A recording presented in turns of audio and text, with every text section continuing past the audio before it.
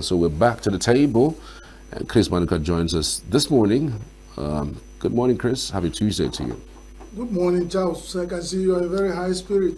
Well, you're talking about football. You just have to be. And it's good. I see you in high spirit. I'm happy you are.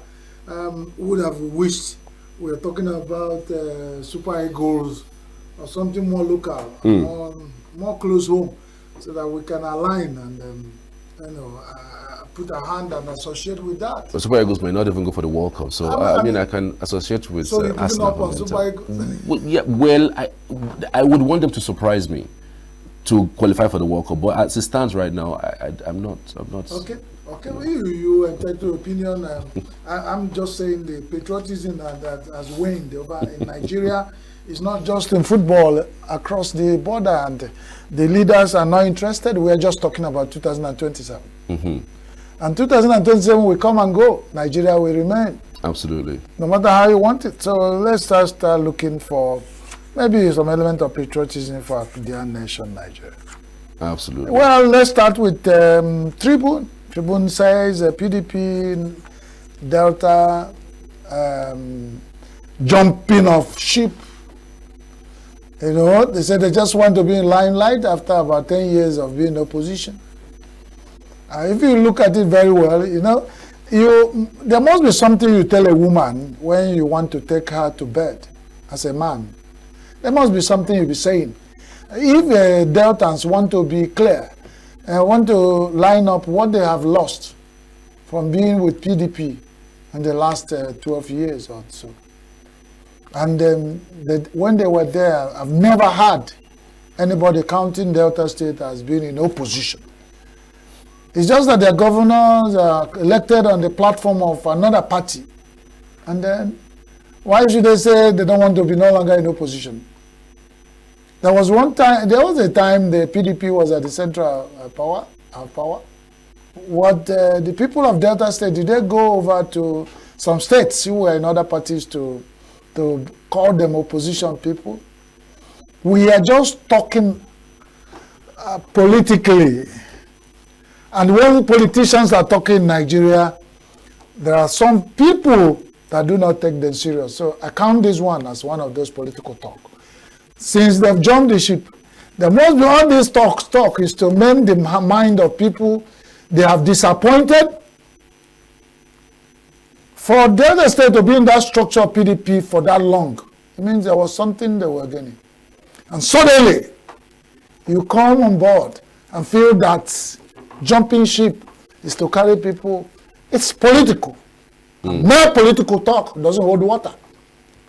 If they think it holds water, let them call the people of Delta State at Asaba Stadium and then say, let them use option F4. Those who support us to go to jump ship to another party, raise your hands. If they are not disappointed, I bet you, that means I don't know what I'm saying.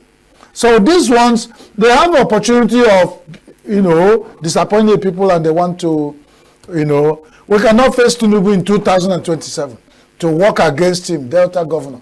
That's what the man is saying. When did he come around? Other people before him faced even greater people.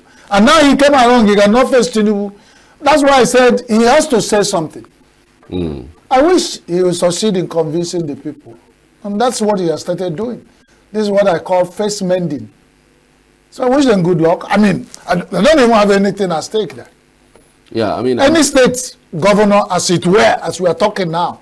You remember the headline somewhere says, where these more governors will join, according to Ganduje. And he had been saying this. We thought it was a joke. Now it's, he knows what he's talking about. And more, they're making house. They're drawing people into the party, the El Dorado. The party that when all Nigerians join, we will reach the paradise that we are looking for. And who am I to say we shouldn't? Let's go. All Nigerians always leads to the party that promised us El Dorado.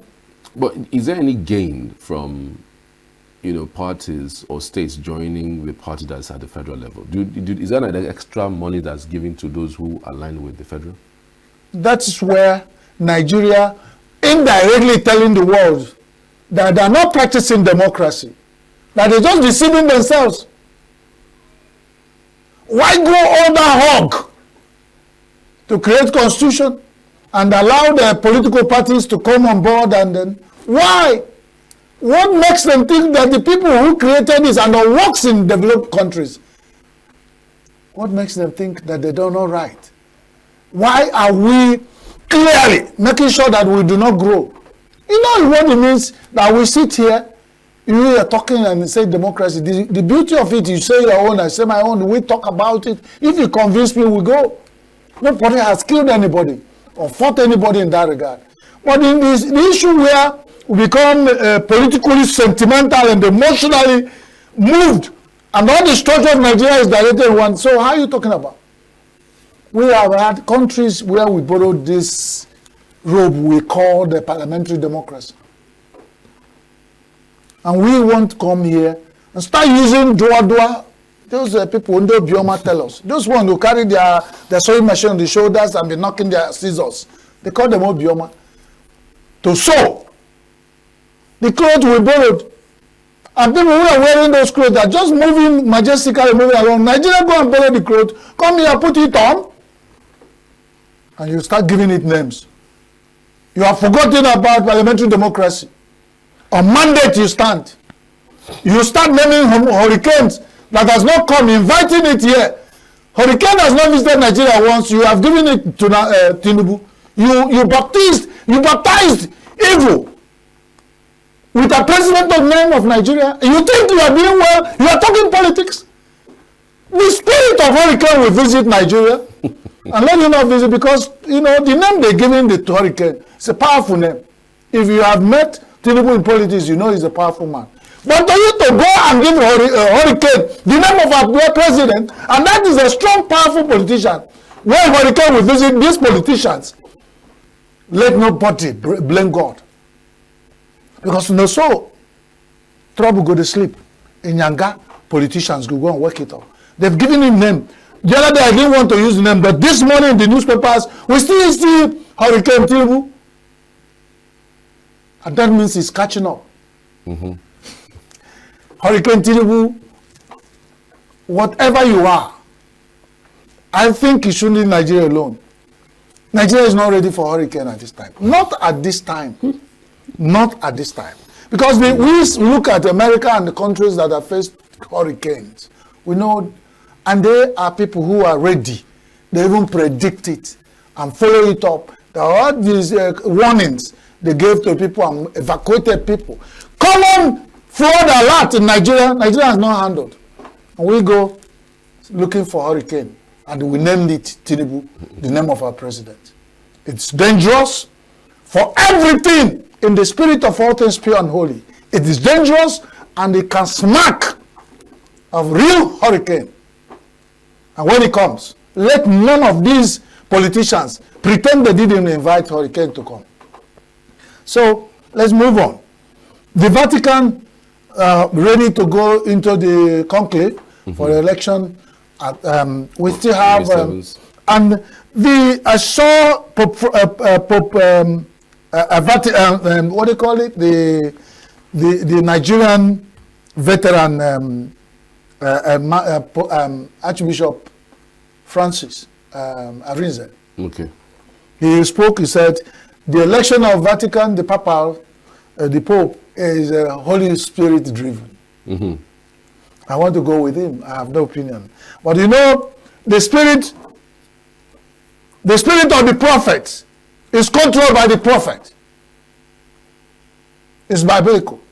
Mm-hmm. So when a prophet who is an American sits down, want to prophesy, the spirit in him is directed by the Americanness of the prophet. You know what I'm talking about? Out of about 200 and something, or be about 170 something, we have only 16 that are black that are going to sit in there. So when the Holy Spirit start directing and touching them to vote. You will come to the blacks and direct them alike, and they will try to control the spirit that will direct them to vote. If you check through, you find out that the element of the people who the spirit is working through to vote Pope will first touch them as from where they are coming from. So we still have a long way to have a black Pope. That's all my analysis going. Because 16 out of is a large number. Before the Holy Spirit, it will become just miracle of the conclave. It will not be election. So let's say it's election and popes, everybody will sit in their cocoon environment until that is gone. We see the black smoke that will determine. So that miracle of 2025 of the Sistine House will be another miracle of the century. If at the end of it all, we have a black pope, imagine, from the... Do you think it's a possibility? I don't see it happening. I don't know. I've made all my analogy and I've reviewed, and I said before the Holy Spirit start working on the other before, and they come to system black electoral college people, that it might not give us, it might not be to our favor. Right. Well, we are not giving up totally. God is still at work. Indeed. World Bank water project fails in Nigeria, and the scarcity continues. World Bank had put money in funding water projects in Nigeria. I remember the time Enugu water project was funded by World Bank in large scale. It failed. I remember Anambra State. I remember some other places where there was World Bank project in Port Harcourt Water Corporation. They pulled out because of some political things. There are so many areas World Bank has put money. And the way World Bank works, World Bank is not a Father Christmas. World Bank will borrow you money, either as grant or loan, and the citizens will pay back. They will help you put the project on water. But the headline today on Tribune says, World Bank project fails in Nigeria and water scarcity lingers. And this water scarcity lingering is more in urban cities, because Nigeria, imagine urban cities are many. And the facilities of water that give water and sanitation, water supply and sanitation services have remained at the level where the colonial masters had left them. But now you find some cities growing out of, and you find new areas and layouts in the cities, imagine, that don't even have pipes under them. We have some pipes that are asbestos pipes that the world has written off that they're cancerous. Now they're looking for new type of pipes that are very expensive to lay. So water projects are not projects that interest Nigerian politicians. If you ask them, they say you lay pipes under the ground and nobody will see to clap you. So what they do, Nigerian governors will carry the money and build bus stops and write their name on it and get claps. So only World Bank we are waiting, and the African Development Bank we are waiting to drink water in Nigeria very soon. Very soon. And that's why it doesn't work. The whole money will be borrowed.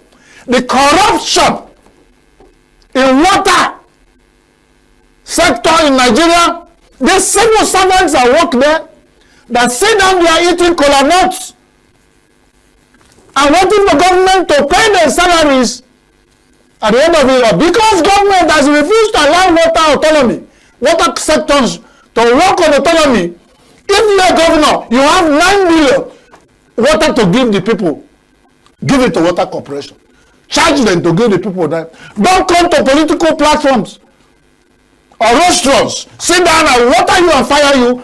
For the last 64 years in Nigeria, it has not worked.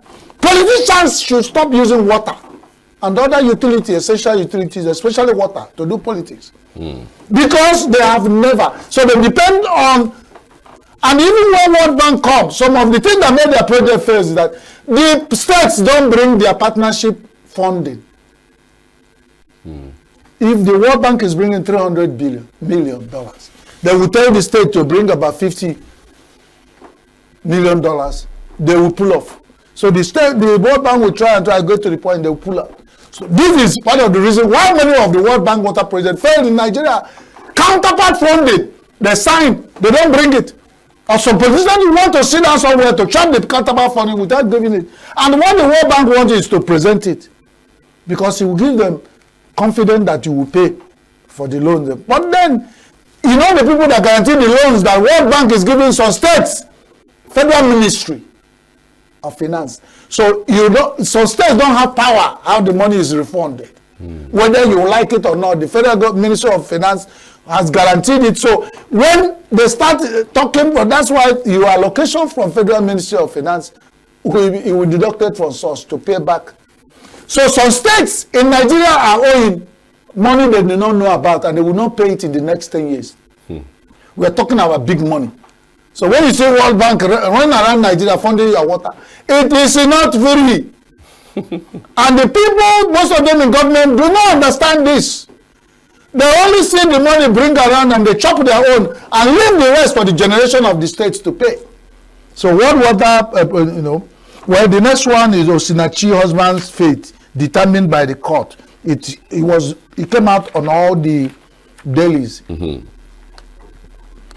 The sexual gender-based violence SBGV issue has been a matter that has been on the increase in Nigeria, and people are pretending the rate of divorce and this awareness now that people are getting when they say if the marriage is not comfortable for you, if you're going to take your head, pull out. Most women are pulling out of marriage now. Some of them are very greatly abused, and the men, Nigerian men, has refused to understand that the woman is this when the gender, GESI, they call it GESI, gender equality or equity and social inclusion policy, we are being streamlined in Nigerian developmental structure and the initiatives. Nigerian men refuse to understand that the women have been getting a lot of awareness that they can talk back at men. It's not more the world of men of those days. So those world of men, they say, is the men's world. It's been weakened. It started with feminism. Coming back, they call it womanhood. The womanhood didn't work. They call it sisterhood. When sisterhood didn't call, they came on gender to bring it, pretend they're bringing everybody on board. The issue they want to defend, the vulnerable, the women and the children, is what this gender issue is more all about. But they will tell you it's gender. Everybody is genderized. So when this, I'm encouraging that Signature Television will discuss SBGV, this issue, and then when you look back, that the Osinachi'S husband probably have done something and the wife died, it might become clear. And they have children.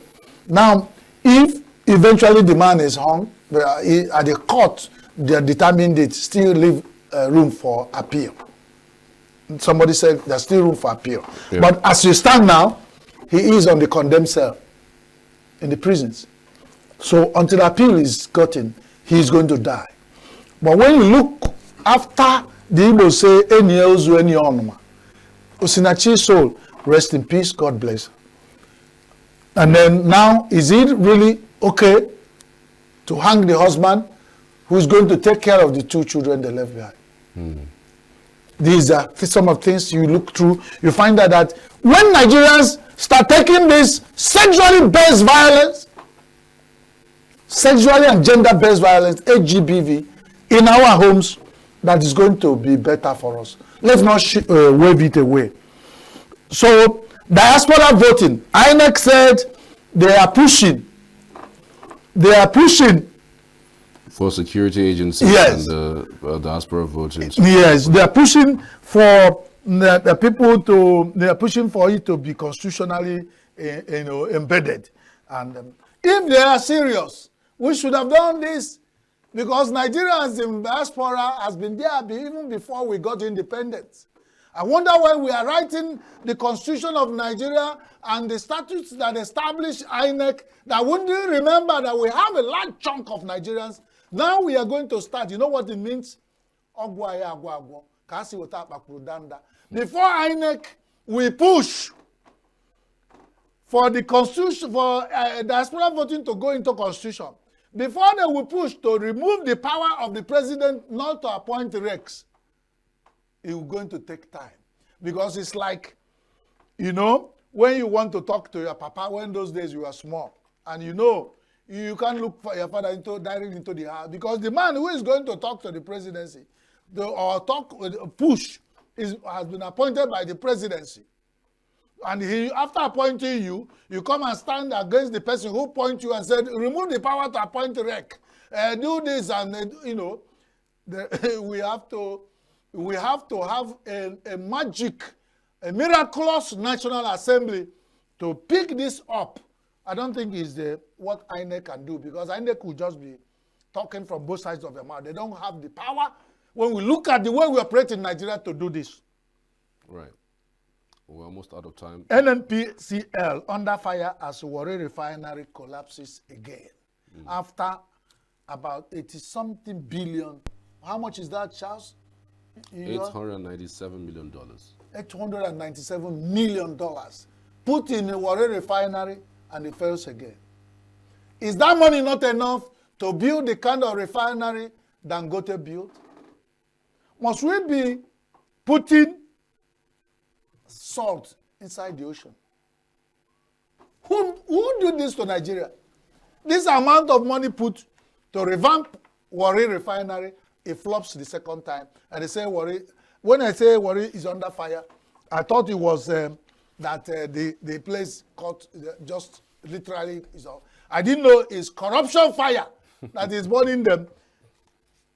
$897 million, and it fails again. And it will be here in this country. Some people will approve that kind of amount will be put to revamp another refinery. Leave moribund refineries. Use this money to build some new ones like Dangote, and we'll let Nigeria have oil refinery. Well, because of time, the institutional fees, 51 universities orders embroiled in illegal deductions from students' loan. Sounds familiar. Indeed, sounds familiar. It sounds familiar. Nigeria, we hail thee, our own dear native land. God bless you. The way we make our mat, that's how we're going to lie on it. Nigeria, as a goat lying on the ground, is lying down on its skin. God bless you. All right. Chris, many thanks for your insights. Truly appreciate it. So we're back after this short break for a flurry of information and discussions that we have this morning. Just stay with us. Nature TV. News in your pocket.